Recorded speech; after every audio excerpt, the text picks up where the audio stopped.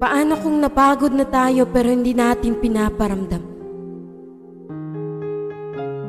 Paano kung gusto mo nang sumuko pero ang tanging pinapakita mo lang ay ang paglaban? Sa buhay,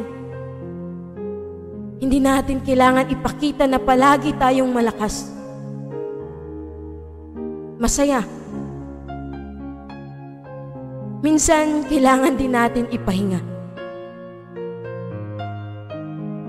Ilabas ang bawat pagod at salita. Maraming hindi nakakaintindi. Pero ito, andito tayo sa realidad na kung saan tinatago natin ang sakit na nararamdaman.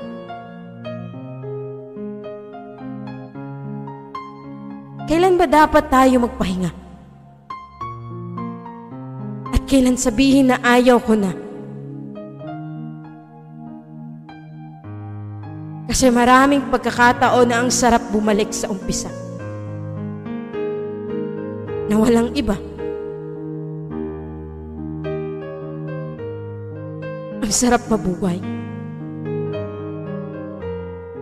Pero ang hirap mapagod. Sa mundong ito, hindi natin kailangan ipakita na masaya pa tayo. Kasi may mga oras na halos tayo ay sukong-suko na. May mga panahong ayaw mo na,